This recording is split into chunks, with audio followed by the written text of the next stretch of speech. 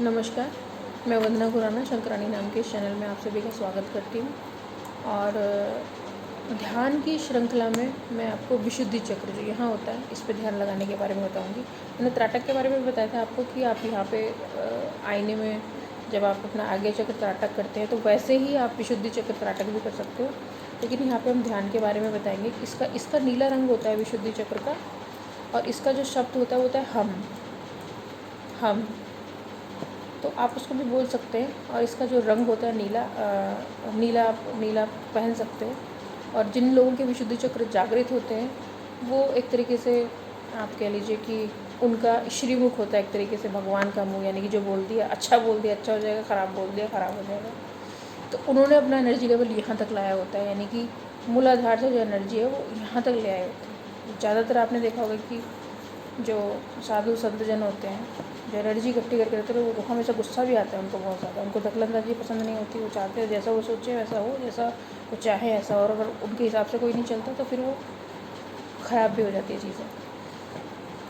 तो गुस्सा आएगा, ये ऐसा होता है। मैंने भी जब एनर्जीज़ को संभालना आसान चीज़ नहीं होता, जब आप अपने अंदर एनर्जी क्रिएट करेंगे तो आपको गुस्सा भी आएगा, लेकिन आपको उस गुस्से पर नियंत्रण भी रखना है, ठीक है ना। क्योंकि आप उस गुस्से में जो बोल दोगे किसी को तो वो चीज़ हो जाएगी 100% नहीं 1000% होगी। तो आपको क्या करना है कि ये सिर्फ विशुद्धि चक्र के लिए नहीं बोल रही, कोई भी चक्र आपका जागृत रहेगा, आप किसी भी चक्र पे ध्यान लगाएंगे और जब आपकी एनर्जी लेवल हाई होने लगेगा तो वाकई में आपको गुस्सा भी आएगा। तो बहुत सारी चीज़ें होंगी। आपको हो सकता है शरीर में इधर उधर दुखने लग जाए, तो प्रॉब्लम घबराएं नहीं, वो सब हीलिंग हो रही है आपके शरीर की, धीरे धीरे ठीक हो जाएगा। उसकी कोई दवाई ना लें कि आपको पता लगा कि आपके सर में कहीं दर्द हो रहा है, आप दवाई ले लिया, बॉडी में कहीं पेन हो रहा है, आप दवाई ले ली, तो फ़ायदा नहीं है फिर इसको करने का।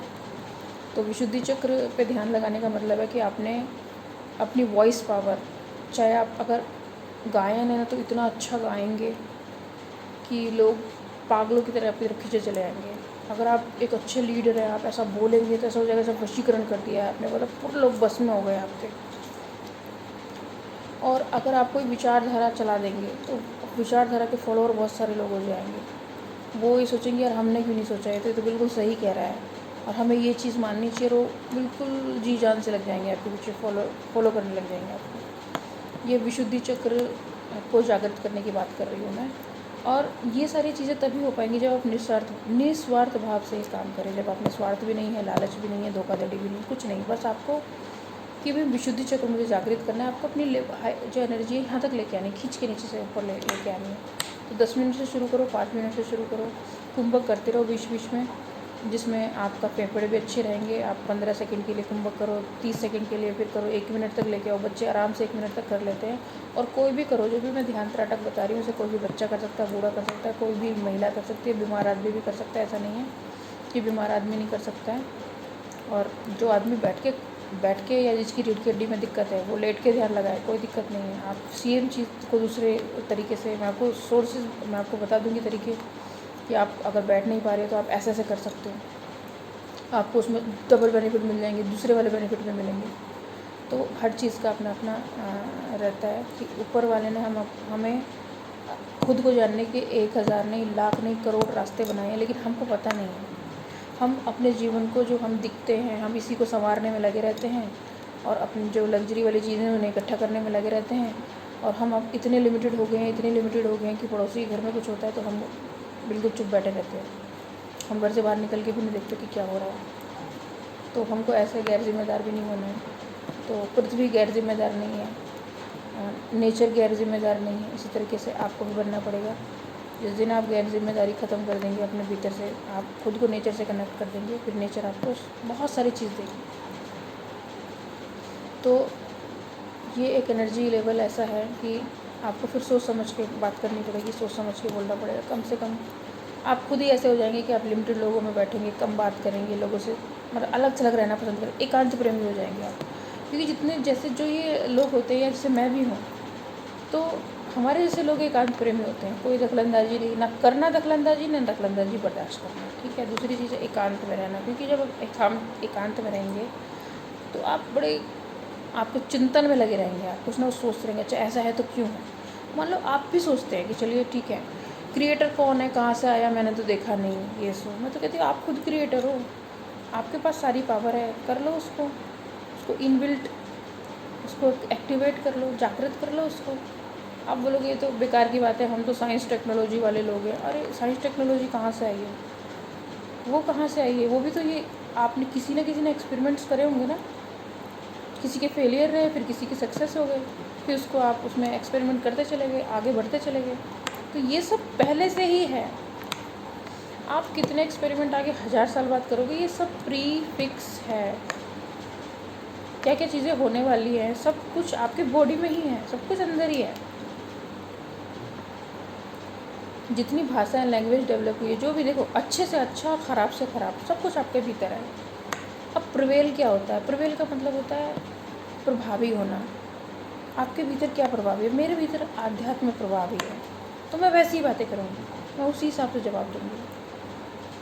अब किसी के अंदर कला प्रभावी होगी, मतलब अब वो सिंगर है, राइटर है, वो अपनी वही बात करेगा। तो जिसके अंदर जो गुण प्रभावी होता है ना, वो फिर वही बातें करता है। और जो खुरापाती होगा, वो उसकी तो दुनिया ही दूसरी होगी। तो इस तरीके से आपके अंदर क्या प्रभावी है, फिर आपकी लाइफ उस तरीके से बनती चली जा रही है।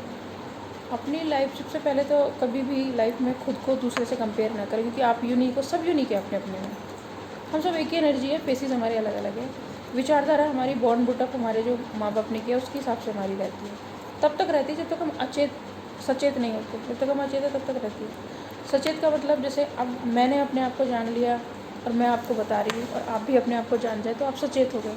उसके बाद लाइफ यही रहेगी, लेकिन आपकी लाइफ, यही लाइफ आपकी खुशियों से भरी रहेगी। और आप सोचोगे यार ऐसा आपने थिंकिंग चेंज कर दी, अपना लेवल ही बदल लिया आपने। बस ये लेवल्स की, एनर्जी लेवल्स की कहानी है। आप जो पहले सोचते थे बॉटम में, अब आप सोचने लग गए यहाँ से, दिमाग से। अब ऊपर ले गए अपने आप को, आप शरीर से उठ के सोचने लग गए। जिस दिन आप शरीर से उठ के सोचने लग जाओगे, उस दिन आप लाइफ में सक्सेस होने का मतलब पैसा नहीं होता, पावर नहीं होती, और सिर्फ ऐसा नहीं होता कि बस एक रेपुटेशन होगी, हाई फाई लोग सब जानते हैं आपको। इसका मतलब सक्सेस नहीं होता। सक्सेस का मतलब होता है आप अपने आप में कितने खुश हो। आप अगर किसी के पास बैठते तो वो कितनी खुशी महसूस करता है आपके पास बैठने से, उसे कितना अच्छा लगता है, वो आपको अपनी तकलीफ़ें शेयर करता है, आप उसे मार्गदर्शन देते हो। ये आपकी कमाई है। पैसा तो सब कमाते हैं, सिस्टम चूँकि ऐसा बना हुआ है। लेकिन आपका होना कितने लोगों की लाइफ में इफ़ेक्ट करता है। चाहे वो गिनती के 10 लोग हों, कोई दिक्कत नहीं है, चाहे वो आपका अपना परिवार है। एक सक्सेस मेरे मायने में यही है कि आप किसी से रिलेटेड है या नहीं है, उसकी मदद के लिए हमेशा तैयार हैं। आप सही गलत का फैसला कर रहे हैं, सही का साथ दे रहे हैं, आप कभी झुक नहीं रहे, आप कॉम्प्रोमाइज़ नहीं कर रहे अपनी लाइफ में।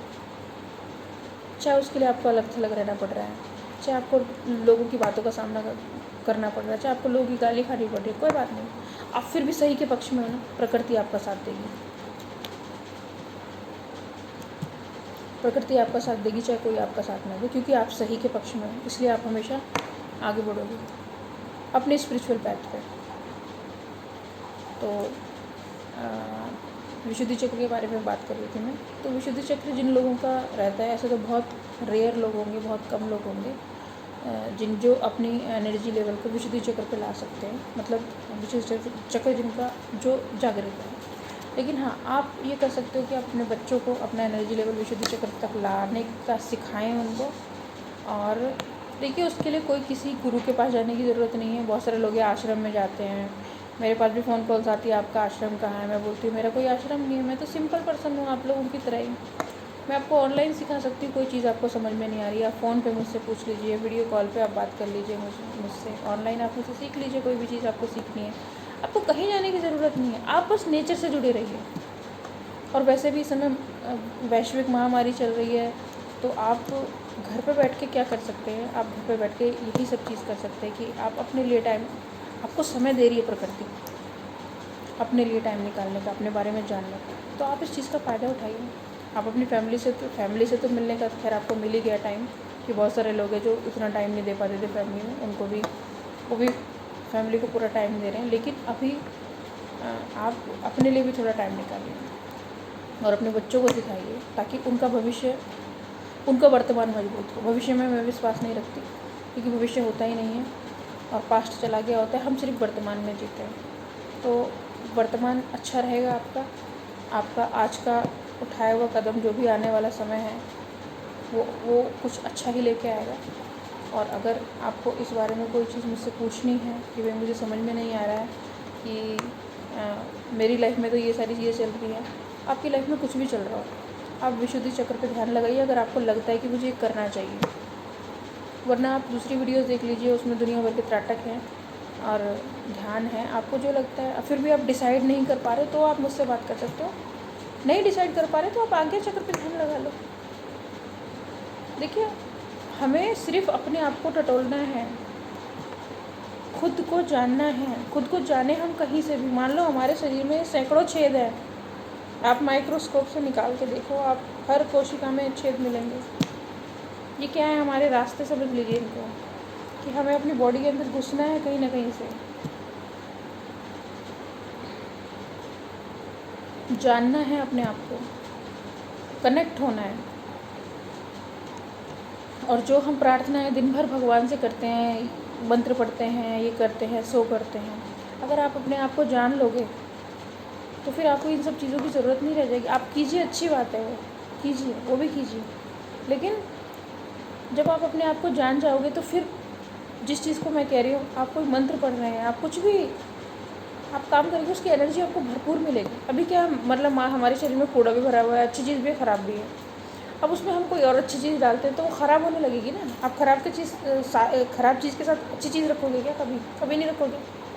आप हमेशा ख़राब चीज़ को घर से बाहर फेंक दोगे, कूड़ा घर से बाहर फेंक दोगे। तो आपको क्या करना है? जो अपने शरीर रूपी ये घर है, जब तक भी आपकी आत्मा इसमें रह रही है, आपको सबसे पहले इसमें से कूड़ा बाहर करना है जो अब तक इकट्ठा हुआ है। चाहे वो वैचारिक कूड़ा है, चाहे वो हमारे जो खाने पीने से हुआ है कूड़ा इकट्ठा हुआ है। देखिए होता क्या है, अभी के समय में मिलावट वाली चीज़ें ज़्यादा आ रही है। हो सकता है हम उसको पहचान भी नहीं कर पाते हैं, लेकिन हमारा खाना मजबूरी हो जाता है, या हमें पता नहीं चल पाता। कोई फ्रूट ले आए, उसमें वैक्सिंग हो रही है, वैक्स है या कलर हो रहा है, हमने गलती से खा लिया, तो ये कूड़ा इकट्ठा हो गया ना। स्लो पॉइजन है ये।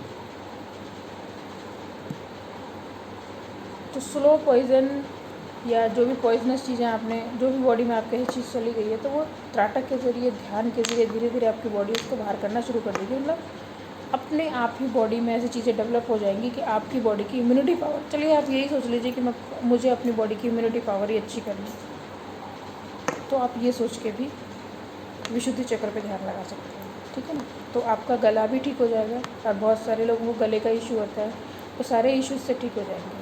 कोई ये बोले कि मेरे गले में कैंसर है, क्या ये ठीक हो जाएगा? भाई इसको तो मैं कह नहीं सकती, क्योंकि मैंने इसको किसी पे आजमाया नहीं है।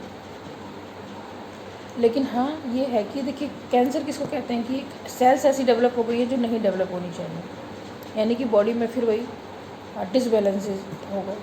तो आप इसको किसी भी स्टेज पे ऐसा नहीं है कि आप तब नहीं कर सकते, आप करके देखो एक बार। आपकी बॉडी में जहाँ पे भी कुछ भी प्रॉब्लम होगी, जब वो चीज़ हील हो सकती है, तो कैंसर भी हील हो सकता है। क्यों नहीं हील हो सकता? कौन सी बीमारी नहीं, लेकिन हाँ कौन सी स्टेज चल रही है ये देखना चाहिए। तो कैंसर की छोड़िए, पहले अपने आप को समझिए, फिर कैंसर को भी समझ लेंगे।